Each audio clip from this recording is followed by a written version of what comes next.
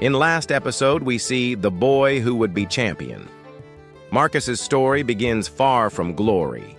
He is born to poor farmers on the edge of survival, a boy hardened by hunger and toil long before he ever touched a sword. His father works the soil until his hands crack, his mother fights to keep bread on the table, and Marcus grows up knowing more of hardship than comfort. The dream of glory is only a flicker in his heart, sparked by stories whispered in the fields, stories of gladiators who rose from nothing to stand before roaring crowds. That flicker ignites the day he sees a real gladiator for the first time. The man is a mountain of scars and muscle, a living legend paraded through town. The sight sears into Marcus's mind. Here is strength, honor, and freedom from the chains of poverty. From that moment, the boy resolves to chase the same path, no matter how steep the climb. Fate delivers him to the ludus, the gladiator school. At first glance, it is both fortress and prison. High stone walls, iron gates, and the constant echo of weapons striking wood. Inside, Marcus meets the lanista, a sharp-eyed master who sees boys not as children, but as raw stock to be shaped, broken, or discarded. Around him are dozens of trainees, some eager, some cruel, all desperate to survive. Rivalries spark instantly, and Marcus feels the sting of humiliation as he is beaten down, mocked, and reminded of his low birth. The training is merciless. Wooden swords bruise his skin, the doctor's lashes cut his back, and the jeers of stronger boys gnaw at his pride. More than once, Marcus thinks of giving up. More than once, he nearly breaks. But every time, he remembers his father's torn hands, his mother's quiet strength, and the glimpse of that famous gladiator walking like a god among men. By the close of this first chapter of his journey, Marcus has not triumphed, but he has endured. Bloodied, sore, and humbled, he lifts his head and makes his vow. He will rise above the beatings, the hunger, and the humiliation. He will not remain a nameless farm boy. One day the world will know him. One day the boy will become a champion. Gladiatorial School Days, Part 1.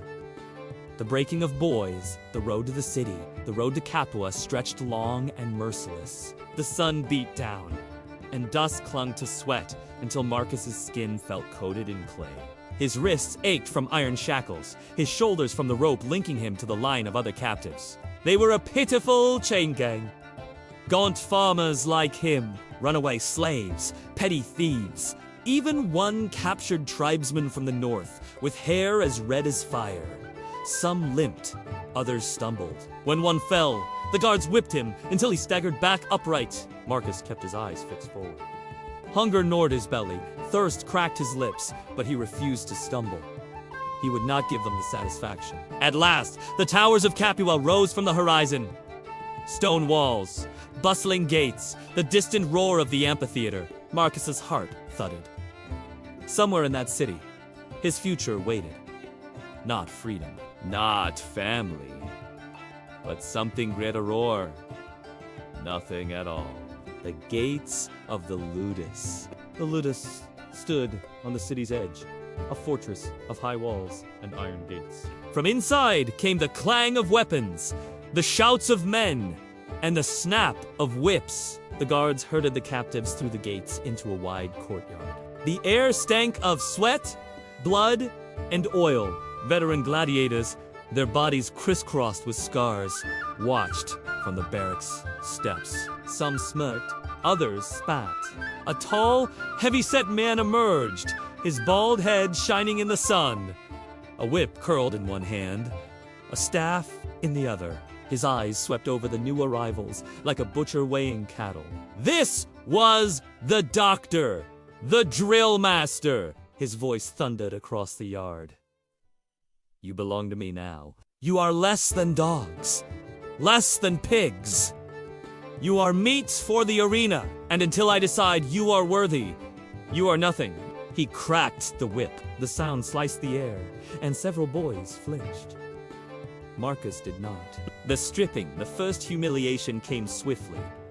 Strip, the doctor barked. One by one, the captives were forced to tear off their rags until they stood naked before the watching veterans. Laughter and jeers rang out. "Look at these rats!" One scarred gladiator sneered. "Half of them will piss themselves before training's done." A guard shoved Marcus forward. His jaw clenched as he pulled off his tunic. He stood tall, despite the laughter, fists curled at his sides. He would not hide. He would not bend. The doctor walked down the line, examining each body. He prodded muscles, slapped bellies, inspected scars. At Marcus, he paused, his eyes narrowed. "Strong back," he muttered. "Good shoulders. We'll see if there's iron in you.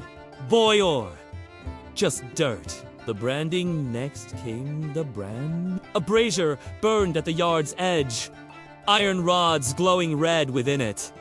Guards pulled them free, the metal hissing. Marcus's stomach twisted. He had seen cattle branded, the way they bellowed as smoke rose from scorched flesh. Now he was the cattle. One by one, the boys were seized, their arms held fast as the hot iron pressed against skin. The smell of burning flesh filled the air, screams echoing off the stone walls. When Marcus's turn came, he forced himself not to cry out. The iron seared into his shoulder, pain like fire ripping through his body. His teeth ground until his jaw ached, but not a sound escaped. The doctor watched him with a cold smile. Prideful. Pride burns away. Quickest, the kennels, the new recruits, were not given beds. They were herded into a low, dark barracks beneath the training yard. Little more than kennels with straw on the floor. Rats scurried in the corners, and the air stank of sweat and mold. Marcus sat among the others, shoulder throbbing from the brand, shackles biting his wrists. Around him, boys whimpered, cursed, or muttered prayers. The red-haired tribesmen spat on the floor. Dogs live better than this. Marcus met his gaze but said nothing. He saved his breath. That night, as darkness closed in, hunger clawed his belly and thirst seared his throat. Sleep came in ragged snatches, broken by the cries of boys dreaming of home. The first morning at dawn, the whip cracked through the barracks. Up! Filth! Training begins! The boys stumbled into the yard, blinking against the rising sun. Before them lay racks of wooden swords, shields, and spears. The doctor paced before them. "You are not men. You are clay. I will shape you, or I will break you.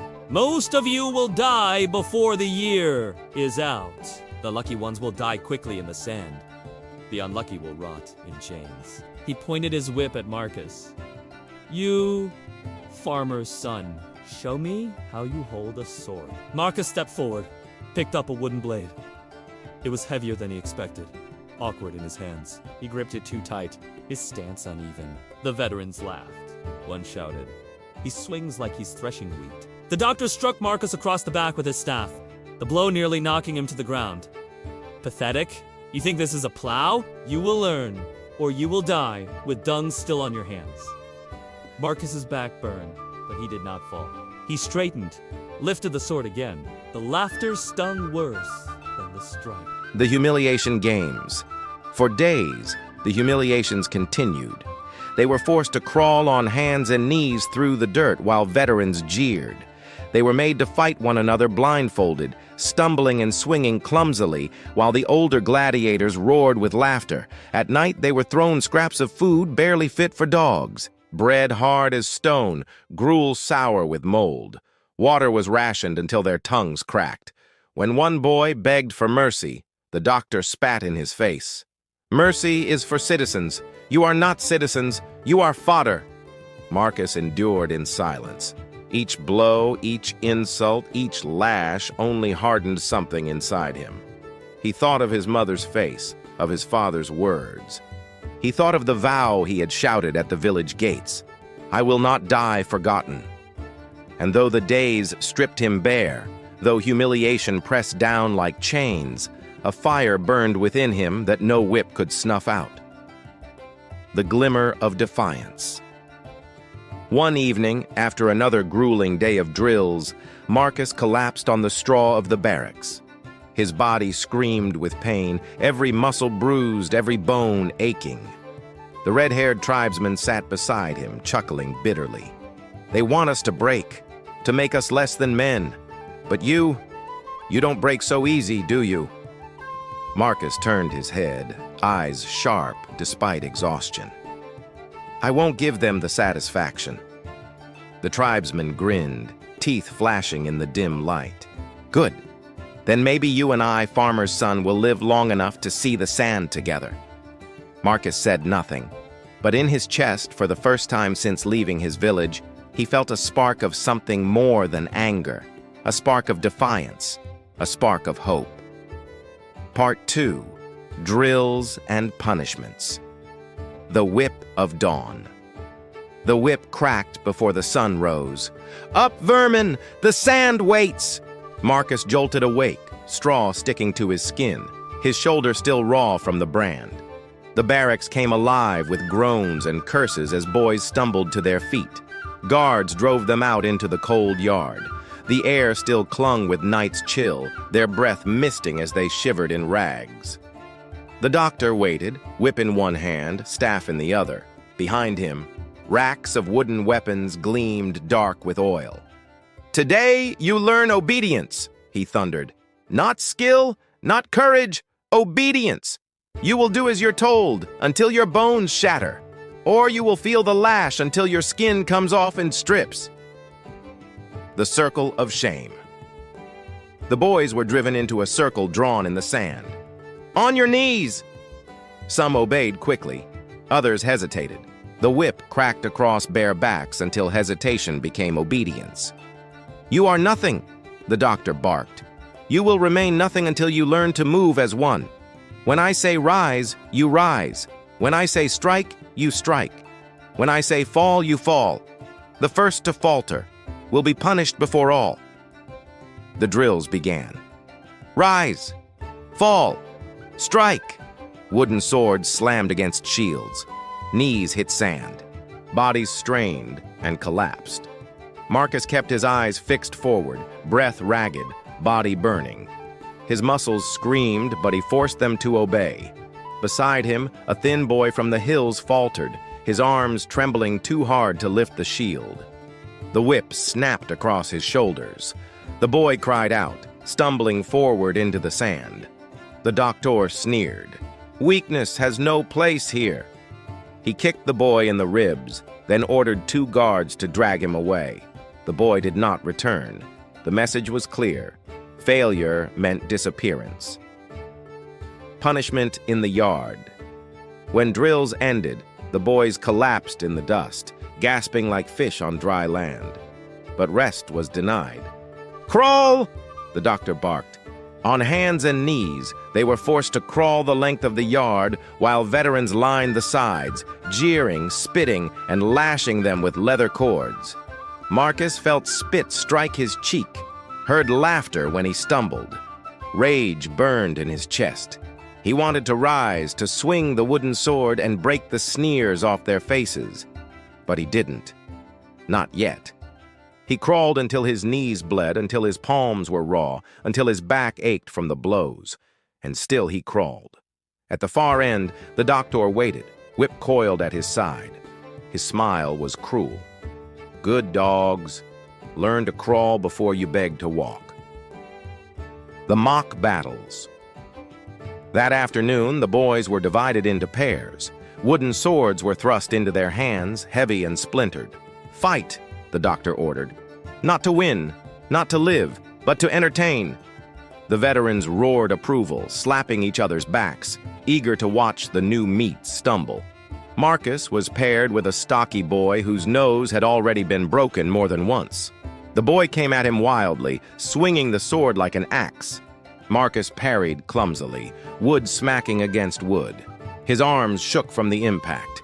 He staggered back, nearly falling. The veterans jeered. "Look at the farmer's son, swinging like he's chopping wood again." The other boy lunged. Marcus sidestepped, instinct more than training. He shoved forward, striking with the flat of the blade. His opponent tumbled into the dust.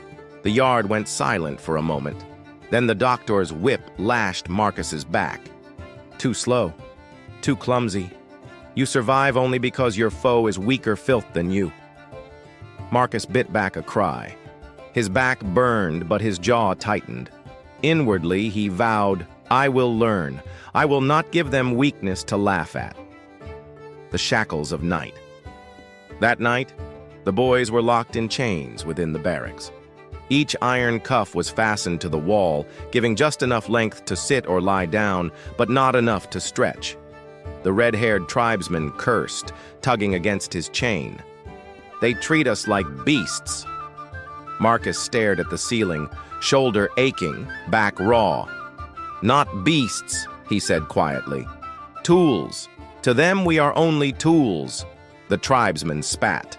"Then let us break before they sharpen us." But Marcus shook his head.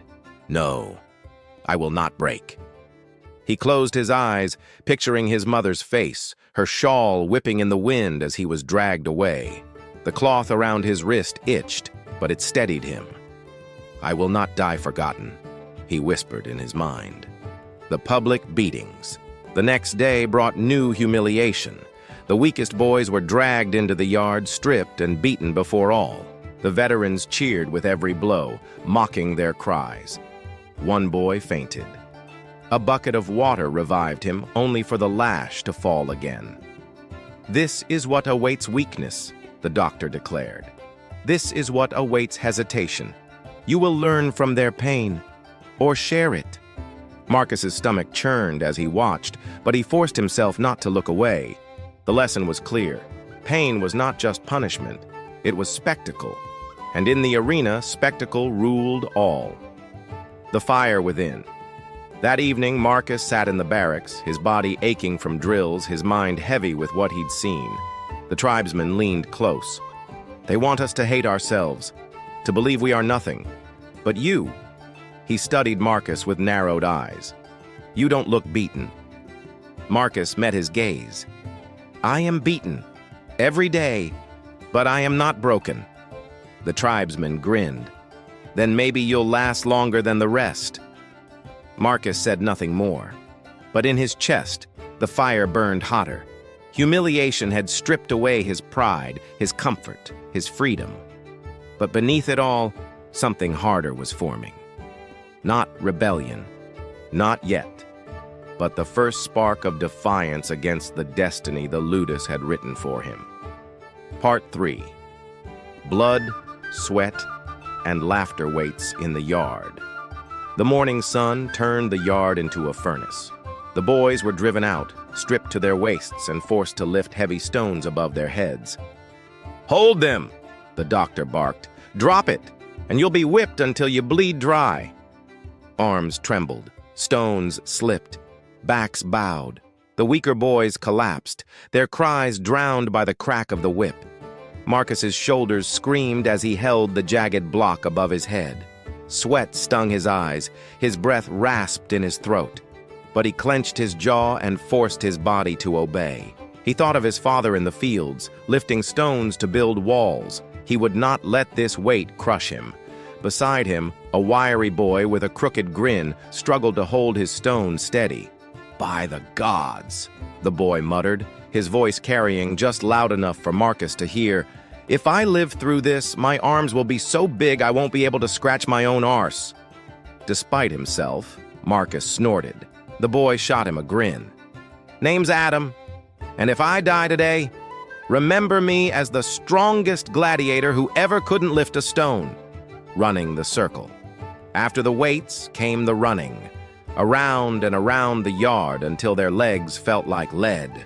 The veterans lined the track, shouting insults and hurling pebbles. "Run, little rats! Faster, or the lions will eat you before the crowd sees you die!" Marcus pushed his body forward, chest heaving, legs burning. Sweat drenched him, each breath like fire. Adam ran beside him, gasping, wheezing, but somehow still grinning. "Farmer's son, if we run much more, I'll collapse. And when I do, drag me to the gate, At least I'll die near freedom." Marcus shook his head, a grim smile tugging at his lips. "Save your breath." "Breath? I've none left to save." Adam wheezed, then promptly stumbled, nearly sprawling in the dust. He caught himself and laughed, even as a guard's whip snapped dangerously close. The sound of that laugh carried Marcus through the pain. the wooden duels. That afternoon brought wooden swords again, heavier than before. The boys were paired and ordered to fight until exhaustion. Marcus squared off against a tall, sneering recruit who clearly relished the chance to beat him down. The clash of wood rang sharp, each blow jarring Marcus's bones. The tall boy struck hard, aiming for Marcus's head. Marcus blocked clumsily, his arms shaking. He staggered back, nearly falling. Laughter echoed around the yard. Then, from the sidelines, Adam shouted, "Marcus, watch his feet, not his ugly face." The tall boy growled, distracted for a moment. Marcus seized it, ducked low, swept his sword across, and knocked the boy's legs from under him. The bully crashed into the dust. The veterans roared with laughter this time, not at Marcus, but at his fallen foe. The doctor narrowed his eyes. A spark of instinct, but sparks are easily snuffed. Marcus helped his opponent up, but the boy shoved him away, snarling. Still, Marcus's chest burned with something new, not just survival, but victory, bread and jokes. That night, the recruits were thrown their rations, hard bread and a thin smear of broth. Most ate in silence, too exhausted to speak. Adam chewed his bread, pulled a face, and spat it onto the floor. By the gods, this loaf is older than Rome itself. A few boys chuckled. Adam leaned close to Marcus. "Tell me, farmer, did you ever feed pigs bread this hard?" Marcus shook his head. "Even pigs deserve better." Adam grinned. "Then we are beneath pigs. But at least pigs don't have to run circles until they piss blood." Marcus tried to hold back a laugh, but it escaped, raw and sudden. It felt strange, almost forbidden to laugh here. But for a moment, the chains felt lighter. The punishment pit. The next day brought the worst trial yet. The boys were herded into a pit filled with sand and ordered to fight one by one. The loser would be beaten before all. When Marcus's turn came, he faced a thick-set boy with fists like hammers. The fight was brutal. Marcus was slammed into the sand, his ribs aching, his breath ripped from him. But he refused to stay down. He rose again and again, blood in his mouth, fire in his eyes. From the edge of the pit, Adam cupped his hands and shouted, "Come on, farmer! Show him how to milk a cow with that sword!"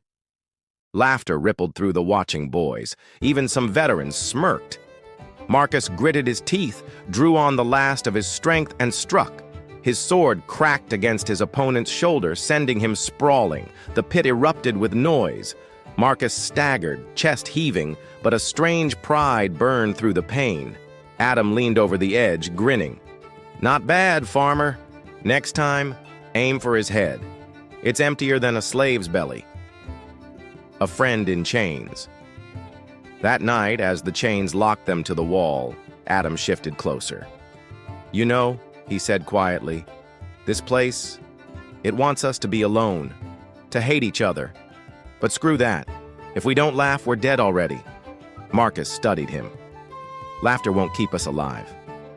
Adam smirked. "No, but it'll make dying less miserable." For the first time, Marcus let himself smile without shame. In the darkness of the barracks, chained like animals, the two boys shared their first real bond. Marcus had found not just an ally, but a friend. Part 4. Hunger and Brotherhood, the Hunger Game. The week began with emptiness. The rations, meager at the best of times, were cut in half. A crust of bread one day, watery broth the next. By the third day, stomachs growled loud enough to echo in the barracks. The doctor paced before them, whip in hand, eyes gleaming with cruelty. A hungry man fights harder. A starving man kills without thought. You will learn to hunger, and you will learn to fight for every scrap. That evening, a single loaf was thrown into the barracks. No division. No shares. One loaf. The boys stared at it like wolves. Then the frenzy began. They lunged, clawing, biting, fists flying in the darkness. Screams filled the air. Blood was spilled over bread. Marcus shoved his way forward, but Adam grabbed his arm, hissing, "Leave it, not worth it!" Marcus hesitated. His stomach screamed, his muscles trembled with weakness, but he listened. Together they pressed back against the wall, watching the madness unfold. When the fight was over, 3 boys lay unconscious, one bleeding from a broken nose. The victors tore the loaf into chunks and devoured it like beasts. Adam leaned close to Marcus, whispering, "Better hungry than stabbed over crumbs. We'll live longer with our guts empty than with our throats cut." Marcus swallowed hard, nodding. It was the first lesson Adam ever taught him. Survival sometimes meant walking away. Mock battles. The next day, the boys were divided into groups of 5 and ordered to fight before the veterans. Wooden swords, no shields. The veterans jeered and clapped, treating the spectacle like theater. Bets were made, whips cracked at any boy who held back. Marcus and Adam were thrown into the same group. Their opponents were older recruits, boys hardened by months of pain, eager to spill blood on someone weaker. "Fight or die where you stand," the doctor roared. The clash was chaos. Wood slammed against flesh, fists struck faces, sand flew. Marcus blocked a wild strike, barely holding ground. Another boy lunged from the side, sword raised. Adam darted in, quick as a fox, and jabbed his sword into the boy's ribs. The strike wasn't lethal, but it dropped him, groaning in the dust. "Watch your flank, farmer," Adam shouted, grinning through the sweat and madness. Marcus gritted his teeth and swung harder. Together they fought like cornered animals, clumsy, desperate, but alive.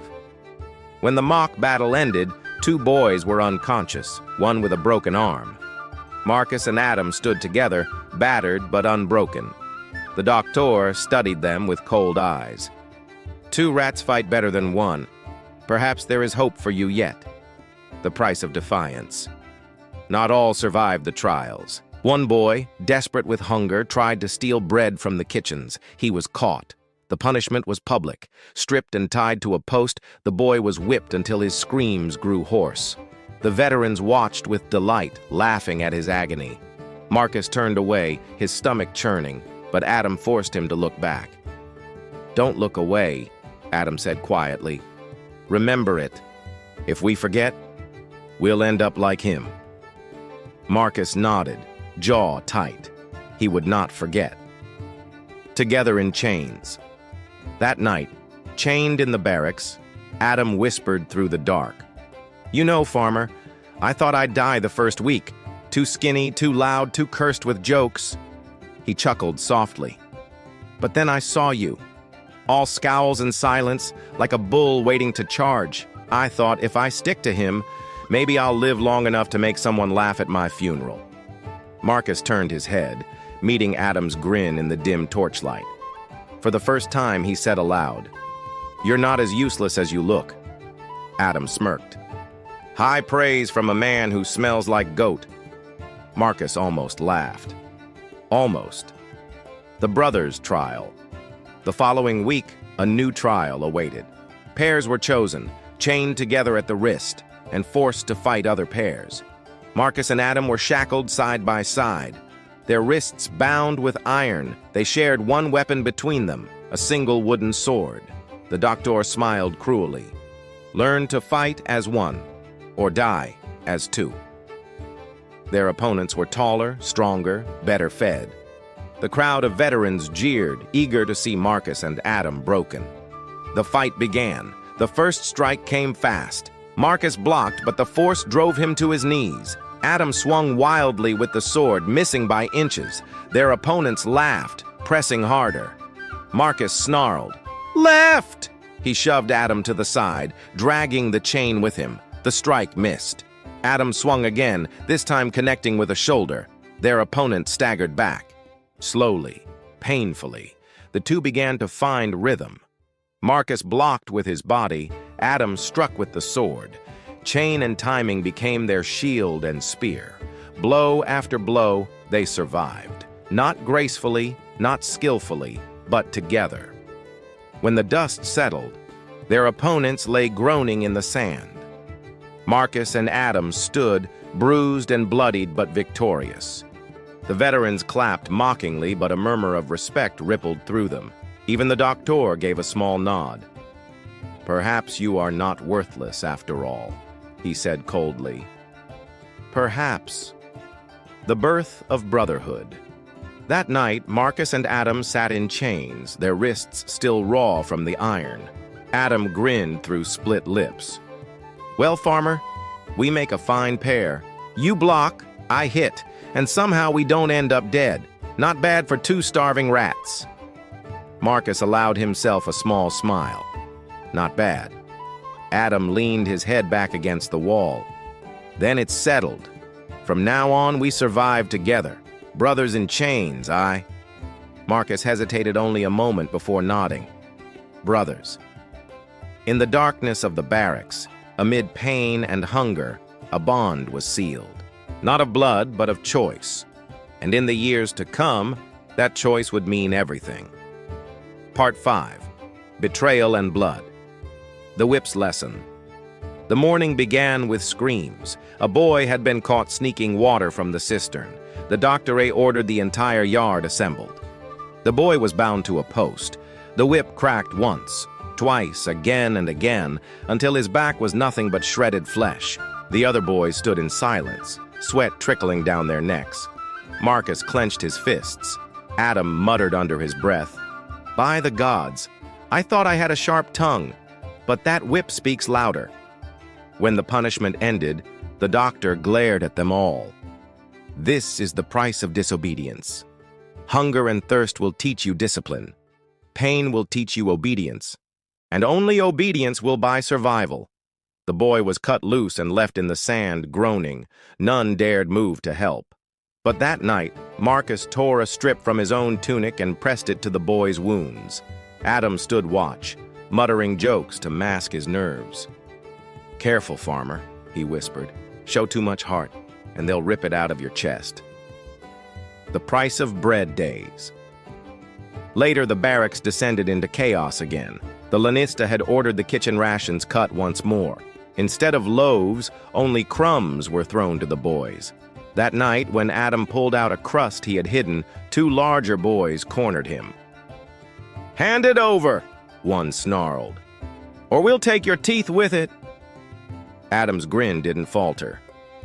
"Sorry, lads. This bread's harder than my skull. You'll choke before you chew it." The bigger boy shoved him into the wall. Marcus rose immediately, stepping between them. He said no. The barracks grew tense. The veterans watching from the shadows smirked, waiting for blood. The larger boy sneered. "What are you, his nurse? Move aside, farmer." Marcus didn't move. The first punch slammed into his gut. He doubled, breath stolen, but refused to fall. The second blow struck his jaw. Pain exploded, but he stayed standing. Then Adam, quick as always, smashed the crust into the boy's face. "There, now you've got the bread. Eat it off the floor."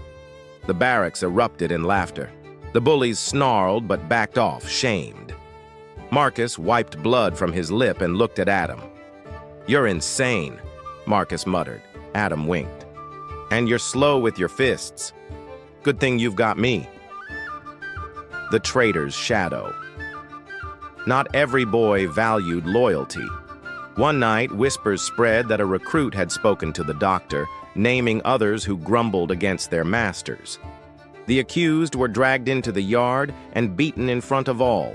The traitor stood untouched, smirking from the shadows. Marcus seethed. Adam whispered, "Remember his face. Betrayers live long for a while, but the sand has a way of swallowing them." Marcus nodded, but the fire in his chest didn't cool. The circle of pain. The next trial was worse than any before. The circle. The boys were thrown into a ring, ordered to fight until only one could stand. No weapons, only fists, teeth, and fury. The veterans cheered as the boys tore into each other. Blood flowed freely. Marcus fought hard, taking blows that rattled his ribs. He smashed one opponent into the dirt, then another, refusing to yield. But exhaustion clawed at him. His knees buckled. A taller boy loomed, ready to smash his skull into the ground. Then Adam, bloody and limping, shoved into the fight. "Hands off my farmer!" He rammed his shoulder into the taller boy, sending him sprawling. The two of them fought side by side, back to back, until the doctor finally called an end. They weren't the last men standing, but they hadn't been broken either. And that, Marcus realized, was victory enough. The Lanista's words. That evening, for the first time in weeks, the Lanista himself entered the barracks. He was a broad, scarred man with eyes like steel. The boys fell silent as he walked among them, measuring, judging. You bleed, you starve, you suffer, and still, some of you stand. His voice was deep, cutting through the silence. Soon, Rome will see if you stand in the sand as well. Whispers spread like fire. The veterans smirked knowingly. Adam leaned close to Marcus, voice low. Did you hear that? Arena, real arena, gods help us. Marcus's stomach tightened. His childhood was gone. The beatings, the hunger, the humiliation, everything had been for this. The dream was no longer distant. It was coming. But dreams, part 6, the weight of the sword. The first blade. At dawn, the recruits were marched into the yard. The doctor stood waiting, arms crossed, a line of weighted wooden swords laid out before him. These are not toys. They are heavier than the steel you will one day wield. If you cannot lift these, you are already dead. One by one, the boys stepped forward to claim their weapons. When Marcus's turn came, he gripped the hilt. The weight shocked him. It dragged at his arm like a stone. The doctor sneered. Struggle now, farmer. Better you learn weakness before the sand does. Marcus said nothing. He tightened his grip, his knuckles white, and lifted the sword. His shoulders screamed, but he would not let it fall. The hours of pain. Training began. The boys were ordered to strike at wooden posts again and again, each blow expected to fall with full force. Any falter brought the crack of the whip. By midday, arms shook, backs burned, and hands bled. Many collapsed, gasping in the dirt, but Marcus refused to stop. Each strike echoed in his mind with the memory of his mother's voice, her soft hands giving him the folded cloth, his father's old garment, worn from years of toil. Carry him with you, she had said. Carry us both. The cloth was tied beneath his armor now, hidden but always close. Each time his strength faltered, he felt it press against his skin, and he struck harder. For you, father. For you, mother. Wood cracked beneath his blows. Splinters flew. His arms felt like lead, but his will burned brighter than the sun. Adam's words. Adam, sweating and staggering, watched Marcus strike again and again long after the others had fallen. Gods above, farmer, he panted, leaning on his own sword. You're trying to kill the post, not the man. Leave some wood standing or we'll have nothing to lean on. Marcus ignored him, teeth clenched, body trembling. Adam sighed, shaking his head with a crooked grin. One day you'll break yourself before they break you. And then who will drag me out of trouble? Marcus finally lowered the sword, chest heaving. He looked at Adam and said quietly, If I stop, they win. Adam studied him a long moment, then nodded. Then I suppose we keep swinging. Side by side. Night in the yard. That night, when the barracks slept, Marcus slipped back into the yard. He tied the cloth of his father around his wrist, gripping the sword tighter. The moonlight washed over the posts, scarred and splintered from the day's blows. He raised the blade and struck. Again and again. Hours passed. Sweat poured. His hands split and bled, the sword slipping, but he forced it up once more. Each strike was a promise. He would not die nameless. He would not let his family's suffering be for nothing. He would rise, or he would break himself trying. In the silence, only the rhythm of wood on wood echoed through the night. Steady, unrelenting, like a heartbeat. The doctor's eye. At dawn, when the others stumbled out, Marcus was still there, sword in hand, arms trembling but unbroken. The doctor watched from the shadows, saying nothing, but a flicker of interest crossed his face. Not respect, Not yet, but recognition. The farmer boy was still standing when he should have fallen. Marcus realized, could be nightmares too. Part 7. The Name of the Brave. The Pit. The day began with drums. Heavy, booming drums that shook the barracks and pulled the boys from their straw beds. They were marched into the heart of the ludus, past gates that had always been closed. When they opened, a roar of sound greeted them. Not a crowd of thousands, but dozens of men, trainers, veterans, and the lanista himself. At the center lay a sand pit, the mock arena. The doctor barked, "Today, you stop striking wood. Today, you strike flesh." Weapons were handed out. Wooden swords, weighted shields. Heavy enough to bruise, heavy enough to break bones. The boys swallowed hard. The match, one by one, they were shoved into the pit, paired off against one another. Shouts and laughter followed each clash. Some ended quickly, others dragged on. Then Marcus's name was called. His opponent stepped forward. Brutus. A towering boy with arms like tree trunks and a sneer carved permanently into his face. He had already broken a rival's nose in training. Whispers spread through the recruits. "The farmer's finished." Adam cupped his hands and shouted, "Go on, Marcus! Knock him on his fat head! Remember, you're stronger than wood, right?" Marcus swallowed the fear rising in his chest. His hand brushed against the cloth tied beneath his armor. "Father, mother, watch me." He stepped into the pit. The clash. The signal was given. Brutus charged like a bull, shield first. Marcus barely raised his own shield in time. The impact rattled his bones and sent him staggering backward into the sand. The veterans laughed. "Over already!" But Marcus pushed back to his feet. He remembered the endless nights striking the post, the weight of the wooden sword dragging at his arms until they bled. He remembered his mother's gift, his father's toil. Brutus swung. A heavy overhead strike meant to split him. Marcus shifted, the sword biting into the sand instead. Before Brutus could recover, Marcus slammed his shield into the bigger boy's chest. The crowd shouted. Brutus roared, swinging wildly, his strength monstrous but his strikes sloppy. Marcus endured, blocking, dodging, letting the brute tire himself out. Each blow Marcus answered with precision, wood cracking against flesh. Finally, Brutus staggered. Marcus saw the opening. He drove forward, shield slamming into Brutus's face, sword smashing across his side. The bigger boy fell to the sand with a crash, groaning. The pit went silent for a heartbeat. Then the veterans erupted in laughter and cheers. The name. The doctor stepped forward, eyes narrowing. He looked down at Brutus, sprawled in the sand, then at Marcus standing, battered but unbroken. "Marcus," he said slowly, voice carrying. "The brave."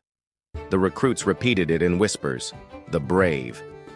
Adam grinned ear to ear, cupping his hands again. "You hear that? Farmer's got a name now. Marcus the Brave." Marcus's chest heaved, sweat stinging his eyes. He didn't feel brave. He felt exhausted, his arms like lead, his body ready to collapse. But the name echoed in his ears, stronger than pain. The Brave. And for the first time, Marcus believed he might live long enough to earn it. Part 8. The Feast of the Masters. The Gathering. The torches were lit long before sundown, their flames licking at the dusk sky. From the barracks, Marcus smelled the roasting meats, heard the strings of lyres, the laughter of women and men already half drunk on wine. The doctor ordered them scrubbed clean, rubbed in oil, and dressed only in short tunics that clung to their bodies. They were marched out not as warriors, but as entertainment. In the great courtyard of the ludus, tables groaned beneath platters of roasted lamb, olives, honey cakes, and amphorae of deep red wine. Wealthy merchants leaned back on cushions, their gold rings catching the torchlight. Women draped in silks whispered behind jeweled hands, eyes roaming over the boys like they were choosing horses. Adam muttered under his breath, "Gods, farmer, I've never seen so much food in my life. Do you think if I look fierce enough, they'll toss me a chicken leg?" Marcus kept his eyes forward, jaw tight. He felt the cloth hidden under his tunic, his father's memory grounding him in this storm of excess. The display. The lanista stood arms wide, smiling with teeth too white to be honest. "Friends of the ludus, tonight you feast, and tonight you see the future champions of Rome." The crowd cheered, goblets raised high. At his signal, the boys were shoved into the sandpit. Wooden swords were pressed into their hands once more. "Show them!" the doctor barked. The boys fought while the crowd laughed and shouted wagers. Each clash was met with jeers, applause, or cruel jokes. The rich delighted in their fear. Marcus faced opponent after opponent, sweat stinging his eyes, muscles burning. Yet he fought clean, sharp, steady, every strike echoing his long nights with the post, every block carrying the weight of his promise. Adam, ever the clown, bowed theatrically after each bout, sending the women into peals of laughter. "Don't worry," he whispered to Marcus between matches. "If I can't fight, I'll dance my way out of this place." The patrons' eyes. As the night deepened and the wine flowed, the patrons grew bolder. They called for bloodier displays, demanded harder blows. Some threw coins into the sand, laughing when the boys scrambled to retrieve them. One merchant, fat and jeweled, leaned forward, eyes on Marcus. "That one," he said, "he fights with more than muscle. There's fire in him." A noblewoman nodded, her lips curling in a smile. "Yes, the farmer's son. Brave, isn't he?" The lanista bowed. "He will make you proud, as will his companion. The one hides behind wit, the other behind strength. Together they may yet prove worth the price of their food." The laughter rolled across the courtyard. The choice. At the end of the night, when the torches burned low and the guests stumbled back to their litters, the lanista gathered the boys. His smile was gone now, replaced with steel. "Two of you have caught eyes tonight. Two of you will step into the real sand before the true crowd, where the gods themselves will judge you." His gaze swept the line. Then it stopped. "Marcus, Adam." The yard fell silent. Adam blinked, then grinned nervously. "Well, farmer, looks like Rome wants a show." Marcus stood still, heart pounding, the cloth against his skin burning like fire. This was it, the path opening whether he wanted it or not. The lanista's voice cut through the night. "Prepare yourselves. The arena awaits. The feast of the masters, the courtyard of excess." The courtyard glittered with torchlight. Silk banners hung from the colonnades, painted with scenes of past gladiators striking down foes. At the center, tables overflowed with platters of roasted boar, bowls of figs dripping with honey, amphorae of wine tilted by laughing slaves who poured until the goblets overflowed. The wealthy of Capua had come, merchants who grew fat on grain trade, magistrates in their deep-dyed togas, women veiled in gauze but shameless in their stares. Their perfume hung heavy in the warm night, mingling with the smoke of the meats. The boys stood in a line, stripped down, gleaming with oil. They were paraded like cattle for auction. Adam leaned toward Marcus and muttered, "I think they polished me more than the silver plates." Marcus did not smile. His jaw was tight, his eyes fixed forward. The women. The women whispered as they sipped their wine, their jeweled fingers tracing the rims of their cups. Some laughed openly, pointing at the boys, commenting on their strength, their faces, their scars. One bold matron stepped closer to the pit, her bracelets clinking. "That one," she said, pointing to Marcus. "Look at his shoulders, stronger than the rest. He will last longer." Another giggled behind her veil. "The farmer boy, yes, but look at the one beside him, such a mouth. He'll die talking." Her eyes twinkled at Adam. Adam caught her gaze and winked, sending the women into laughter. "Careful," he whispered to Marcus. "If I survive the arena, I might marry rich." Marcus shot him a look, but Adam only grinned wider. The businessmen. The merchants spoke differently. Their voices were calculating, cold. They debated which boys would last, which would die quickly, which might bring glory and profit. "Gladiators are an investment," said a man with a gold chain thick around his neck. "Feed them too much, they grow lazy. Train them too soft, they die too soon. But the right one, the right one will make you rich." His companion nodded toward Marcus. "That one, the farmer. He fights with something else. Pride, rage. Men like that last longer. Worth the coin." The lanista bowed low, his smile as slick as the oil on the boy's skin. "Indeed, gentlemen, he will make a fine showpiece, as will his friend." The drinking. As the night deepened, the feast grew rowdy. Goblets clashed, wine spilled onto the sand, and the air filled with shouts. Women leaned closer to the boys, their perfume dizzying. Men laughed so hard they slapped the tables. They demanded harder fights in the pit, calling for blood. "Make them strike!" one shouted. "I paid to see bruises, not dance steps." The doctor barked orders, and the boys obeyed, striking harder, faster, until the sand turned dark with sweat and spittle. Marcus fought with precision, his movements crisp. He felt every eye on him, hungry, judging, mocking. He hated their laughter, their cruel delight. But deep inside, a spark caught. If they watched, if they remembered, then he could turn their scorn into fame. Adam stumbled through his bout, exaggerating his falls, rolling in the sand until the women shrieked with laughter. When he scrambled up, grinning, Marcus hissed, "You make a fool of yourself." Adam only whispered back, "A fool can live longer than a hero." The choice expanded. When the last guest staggered back to cushions and slaves cleared the platters, the lanista called the boys to stand once more. He let the silence stretch. Then, in a voice like iron, he said, "Two of you were chosen tonight. The eyes of wealth and power rest on you now. You will step into the real sand before the true crowd." He paused, then his gaze fixed like a spear. "Marcus, Adam." The courtyard hushed. Even the crackling torches seemed to lean closer. Adam's grin faltered for just a breath.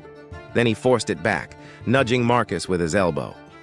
"Well, brave one, looks like the gods like a good joke. The farmer and the fool, side by side." Marcus said nothing. His hand went to his chest, feeling the cloth beneath his tunic, the last piece of his father. His heart pounded. He was being pushed toward a destiny he had not chosen, but one he could not escape. Above him, the noblewoman who had watched him earlier raised her cup. "Marcus the brave," she said, her voice carrying in the night. "We will see if you are worthy of the name." The crowd murmured agreement. The name stuck like iron, and in the quiet that followed, Marcus felt it. The weight of eyes, the weight of expectation, the weight of the arena calling him forward.